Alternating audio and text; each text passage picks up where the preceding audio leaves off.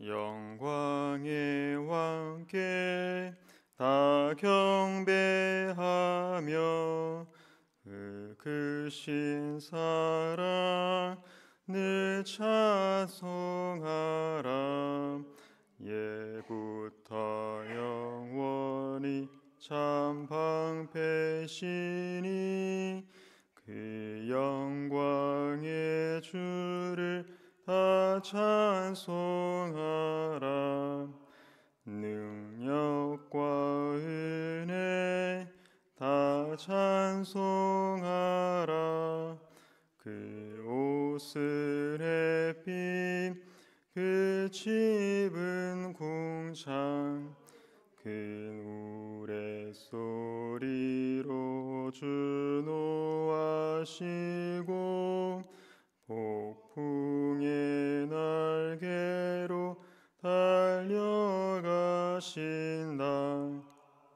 저 아름답고 놀라운 일이 가득한 이 땅 다 주의 조화 그 힘찬 명령에 더 잡히나니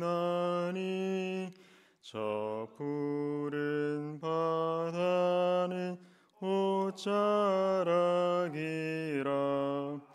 질그릇같이 연약한 인생 주 의지하여 늘 강건하리. 온 백성 지으신 만왕이시니 그 자비 영원히 변함없어라. 아멘. 오늘 함께 읽을 말씀은 계시록 4장 5절부터 11절까지입니다. 요한계시록 4장 5절부터 11절까지의 말씀 한 절씩 돌아가면서 읽겠습니다. 요한계시록 4장 5절부터 11절까지입니다. 보좌로부터 번개와 음성과 우레소리가 나고 보좌 앞에 켠 등불 7이 있으니 이는 하나님의 7 영이라. 유리 바다가 있고 보좌 가운데와 보좌 주위에 네 생물이 있는데 앞뒤에 눈들이 가득하더라.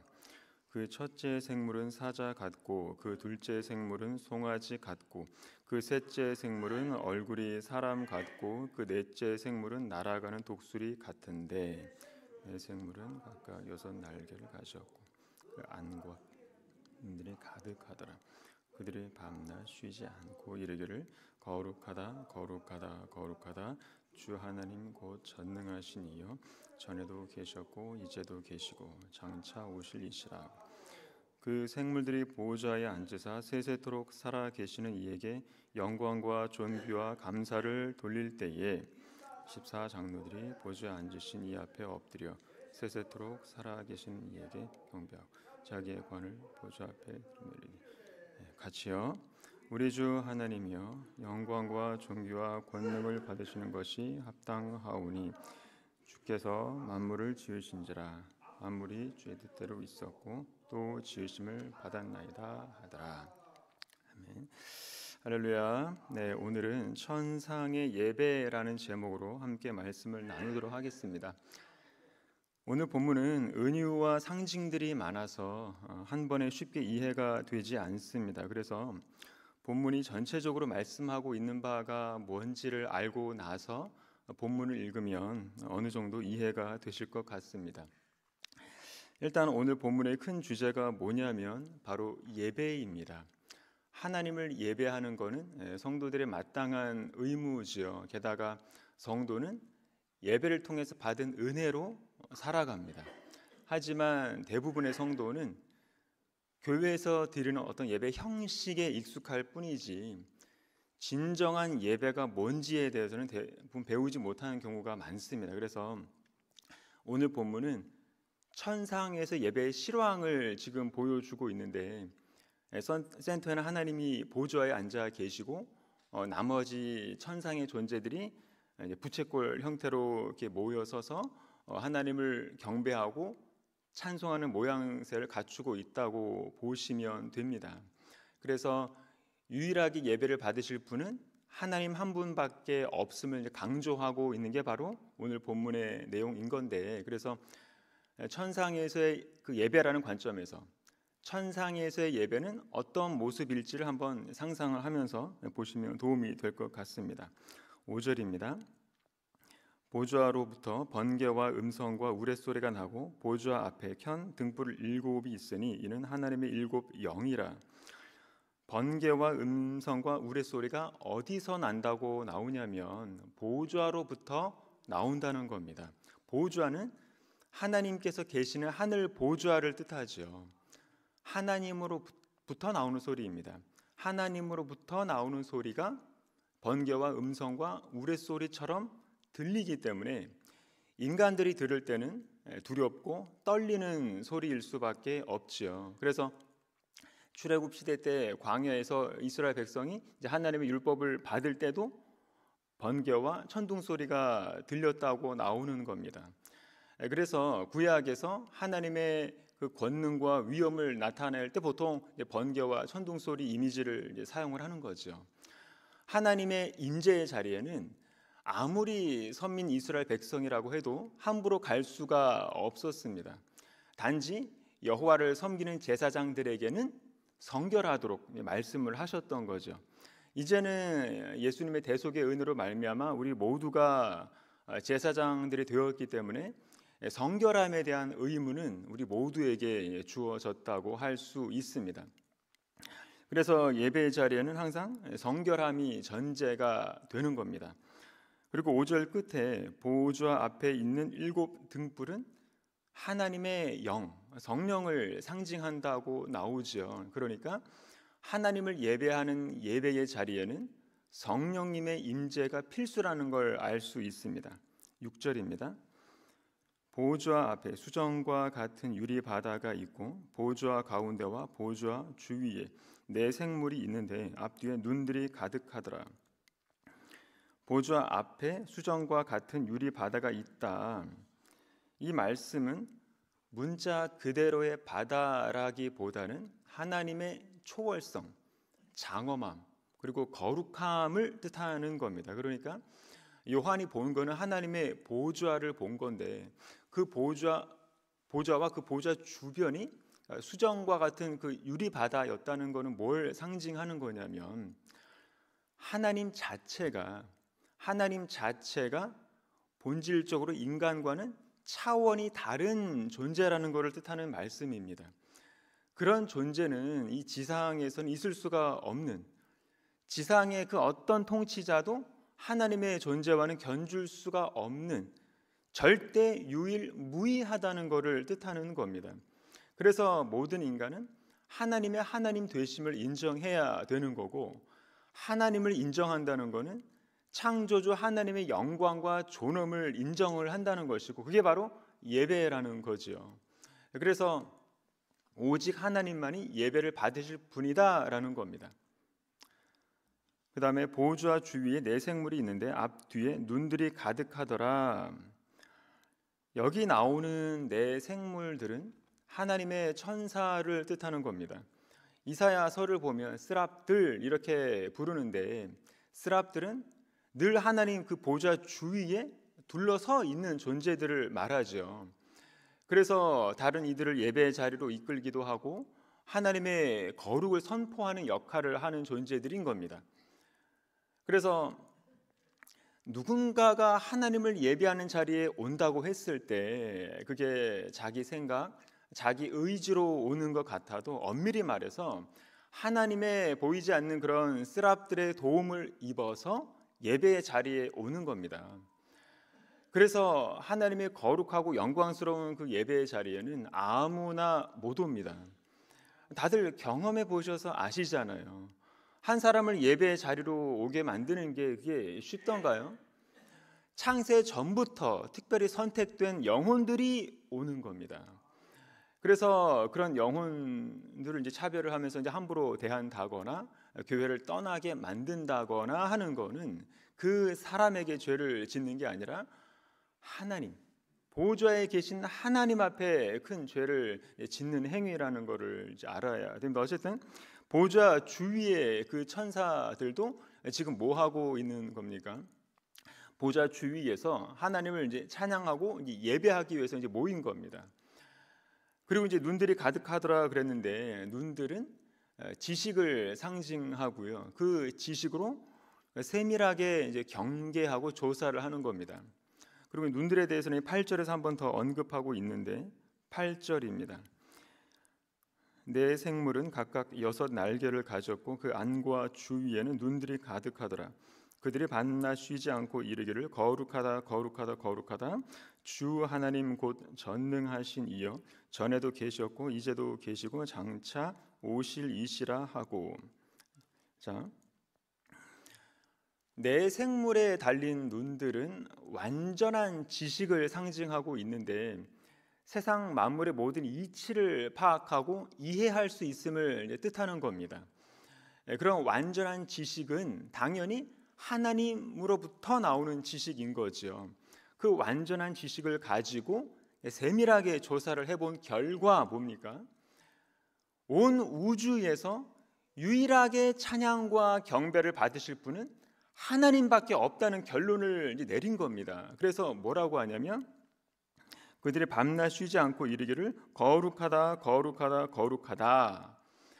밤낮 쉬지 않고 끊임없이 예배를 드린다는 거죠. 그리고 거룩하다를 3번 반복한다는 것은 뭐냐면, 거룩의 최고의 경지, 최고의 거룩을 뜻하는 말씀인 겁니다. 그래서 이사야도 동일하게 말씀하고 있죠. 거룩하다 거룩하다 거룩하다 만군의 여호와여, 그의 영광이 온 땅에 충만하도다. 여호와의 충만한 영광, 충만한 거룩을 인간이 가진 언어로는 도저히 표현할 수가 없어서 3번 반복을 하는 겁니다. 성경 저자들이 거룩하다 거룩하다 거룩하다, 하나님만이 최고의 신적인 경배를 받으실 분이다라는 뜻인 거죠. 하나님의 이런 거룩함을 안다는 게 바로 이제 가장 완전하고 가장 위대한 지식이다라는 거죠. 그러니까 이런 하나님이 바로 우리의 하나님이라는 사실에 우리 인간들이 위로를 받는 거죠. 그래서 그 당시 이제 박해 환란에 처한 그 모든 교회들이 요한이 쓴 계시록을 통해서 커다란 위로를 얻었던 겁니다. 왜냐하면 이 세상 어디에서도 우리의 영원한 안식처가 없고 우리의 위로가 없습니다. 이 땅에서 뭐 행복을 꿈꾸고 천국의 삶을 꿈꾸지만 시간이 흐를수록 좌절감만 깊어지는 게 우리네 인생 아니던가요? 우리가 사는 세상 어디에 천국이 있습니까? 사람들을 믿을 수 있습니까? 과연 지상에 어떤 존재가 우리의 신뢰가 될 수 있을까요? 없습니다. 100번, 1000번을 다시 살아도 이 땅에서는 행복이 없고 천국의 삶을 살 수도 없습니다. 우리의 유일한 위로는 하나님밖에 없습니다. 그래서 전능하신 하나님, 나의 하나님이라는 사실 때문에 우리는 큰 위로를 받는다는 거죠. 왜냐하면 인간은 항상 유한하지만 하나님은 항상 무한하시기 때문에 그렇습니다. 전에도 계셨고 이제도 계시고 장차 오실 하나님, 시간을 초월하시고 시간의 제약을 받지 않으시는 무한하시고 영원하신 분이시기 때문에 우리의 믿음을 그분께만 드릴 수가 있는 거죠. 그래서 내 생물들이 하나님에 대한 그런 완전한 지식을 알았던 것처럼 우리도 하나님에 대한 지식을 가져야 됩니다. 그래야 온전한 찬양과 경배가 나오는 겁니다. 하나님에 대한 지식에 있어서 가장 우선적인 게 바로 하나님의 거룩입니다. 모든 창조의 열쇠도 거룩이고 온 우주 만물을 주권으로 통치하고 섭리하는 열쇠도 거룩입니다. 그래서 하나님의 그 충만한 영광은 하나님의 충만한 거룩이라는 말과 같은 겁니다.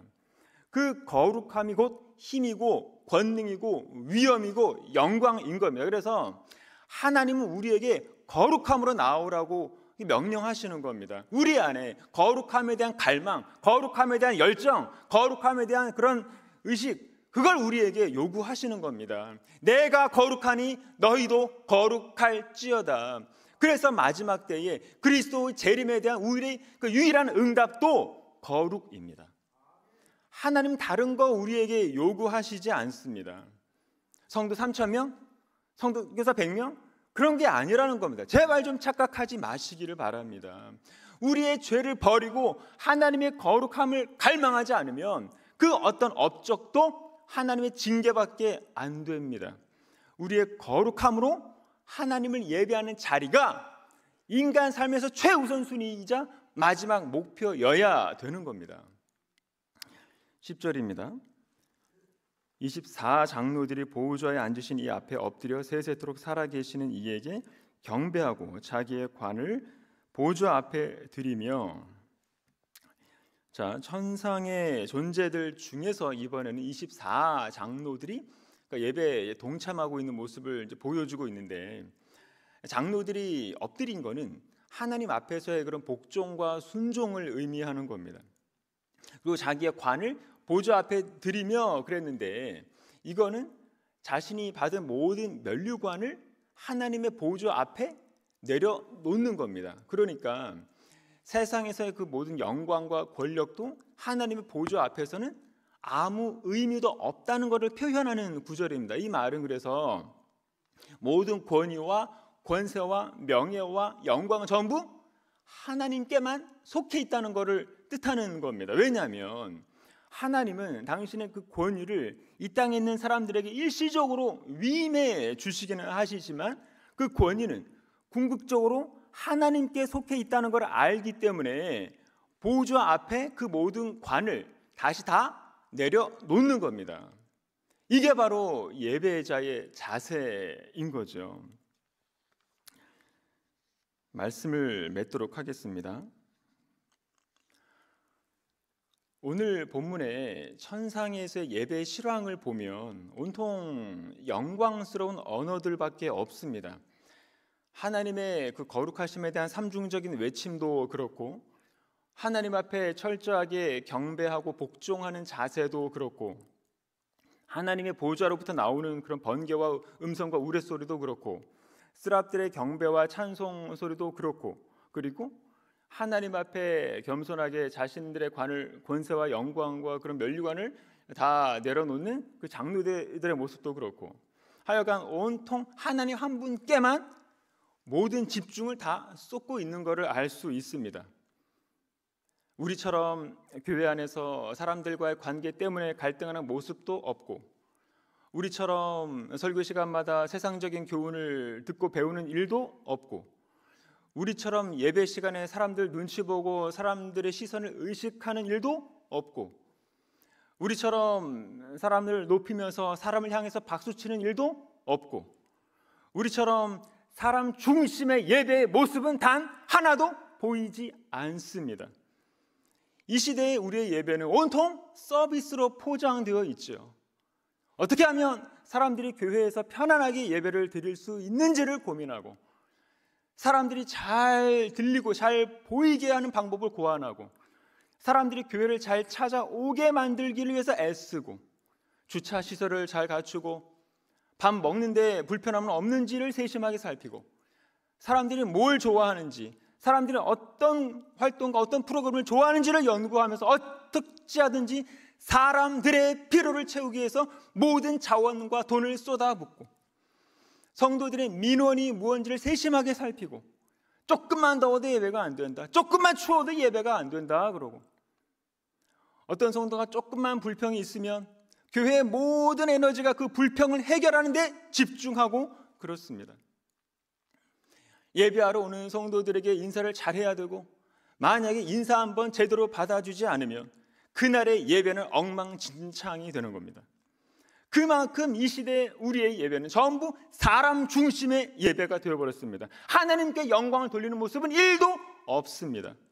예배자의 자리에 왔으면서도 장로, 권사, 집사 어떤 서열이 우리 안에 내재되어 있고, 예배에 오면서도 여전히 세상에서의 신분, 세상에서의 권세와 지위를 그대로 가지고 예배를 드리는 겁니다.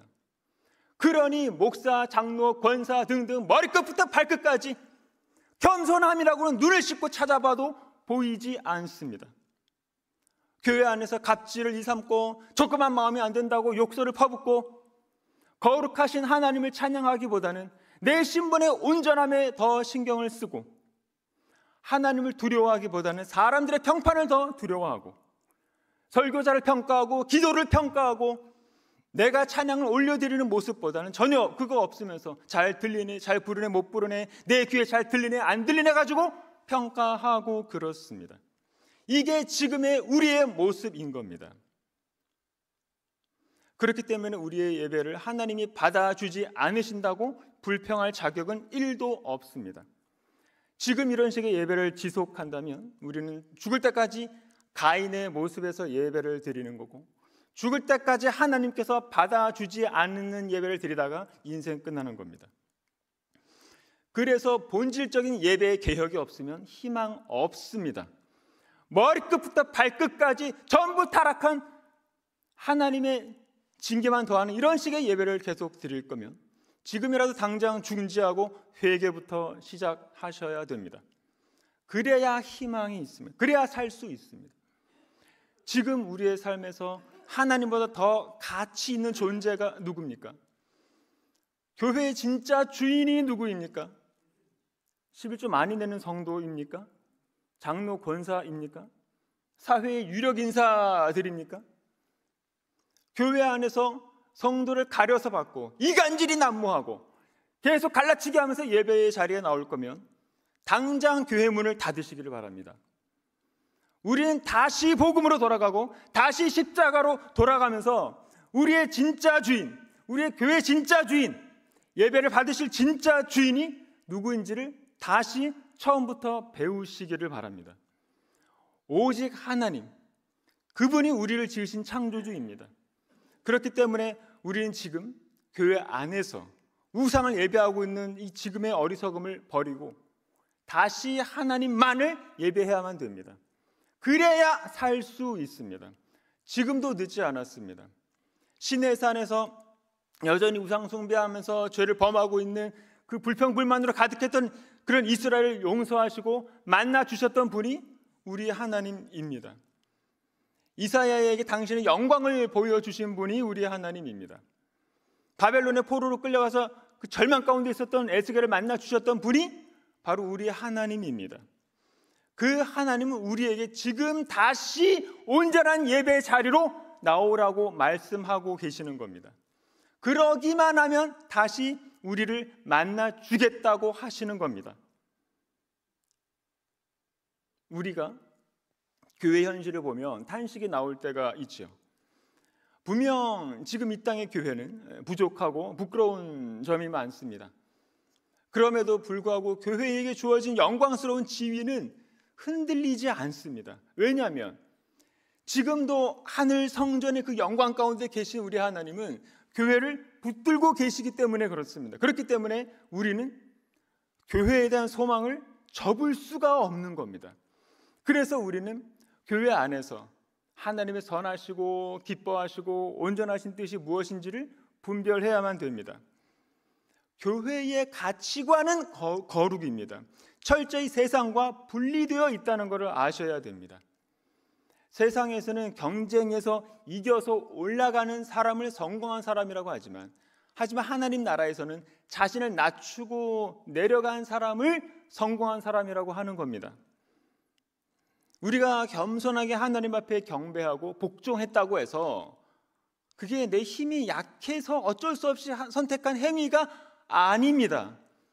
나에게 영원한 생명을 주신 그 하나님의 은혜에 감사함을 표현하는 행위라는 거죠. 그래서 우리가 예배를 드리는 또 하나의 이유는 뭐냐면 나 자신의 문제에서 벗어나서 하나님께 집중하기 위해서인 겁니다. 그게 예배인 겁니다. 예배는 나 개인의 삶을 초월해서 나로 하여금 하나님의 성품을 묵상하고 예수를 깊이 생각을 하면서 그래서 우리의 시야를 이 땅이 아니라 하늘로 들어 올려주는 겁니다. 예배가. 바로 그런 천상 예배를 회복하는 저와 여러분이 되시기를 바랍니다. 기도하겠습니다. 사랑과 은혜가 충만하신 하나님 아버지, 은혜에 감사를 드립니다. 하나님 아버지의 은혜의 복음을 기억하면서 날마다 회개의 자리로 나오기를 원합니다.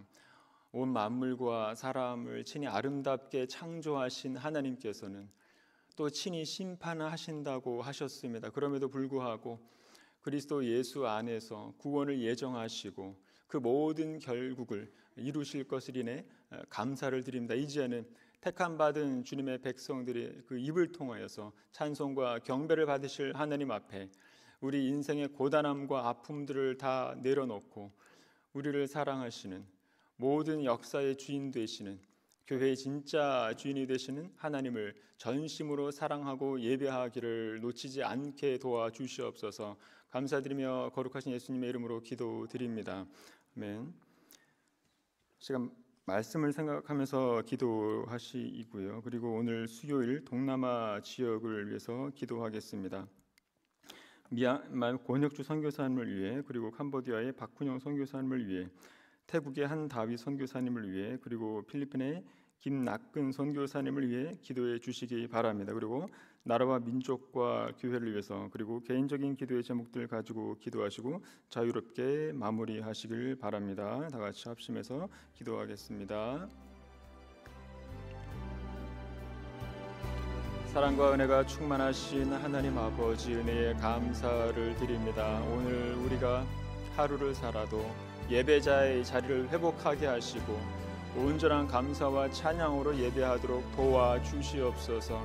그 예배의 은혜로 말미암아 우리 영혼의 삶을 살아감을 알게 하시고 두렵고 떨리고 경외하는 마음으로, 성령님의 임재를 갈망하는 마음으로, 하나님의 말씀을 사모하는 마음으로, 우리 영혼의 성결함으로 예배의 자리를 사모하도록 도와주시옵소서. 두 마음을 품지 말게 하시고 우리의 전부가 되시는, 구원의 절대적인 이유가 되시는 삼위 하나님 한 분만을 예배하고 하나님의 영광과 위엄과 존엄을 우리가 찬양하는 삶이 끊어지지 않게 도와주시옵소서. 우리의 영원한 안식이 되시고 우리의 영원한 위로가 되시는 분은 하나님밖에 없음을 알고 우리의 모든 마음과 삶을 다해서 주님만을 사랑하고 주님만을 예배하는 일에 우리의 거룩함으로 나아올 수 있도록 인도해 주시옵소서. 하나님을 예배하는 예배의 자리에서는 우리의 모든 자랑의 면류관과 의의 면류관도 다 내려놓게 도와주시고 세상 권세와 영광도 다 내려놓게 하시고 나의 나됨도 내려놓게 도와주시고 겸손함으로 주 앞에서 죽기까지 낮아지는 삶으로 이렇게 우리의 전인격이 예배화가 될 수 있도록 도와주시옵소서. 전도 많이 해서 사람 숫자 늘릴 생각부터 하지 말고 우리 안에서 신령한 예배가 먼저 회복되게 도와주시옵소서. 돈 걱정, 재정 걱정, 물질 우상에 빠지지 말게 하시고 사람 우상 빠지지 말게 하시고 우리의 참된 주인이 되시는 하나님 아버지 한 분께만 우리의 모든 영광 다 올려드릴 수 있는 그런 예배가 되게 도와주시옵소서. 그래서 오늘도 하나님의 자녀답게 하나님의 그 자녀의 사랑의 빛을 바라면서 살게 도와주시고 우리 어두운 데서 불러내어 하나님의 사랑의 빛 안에 거하게 하신 그 하나님만을 바라면서 살아갈 때마다 모든 두려움을 이겨낼 줄 믿습니다. 하나님 주 안에서 빛의 자녀들처럼 빛의 열매를 맺을 수 있도록 도와주시고 하나님께서 우리에게 주신 것은 두려워하는 마음이 아니라 하셨사오니 하나님의 능력과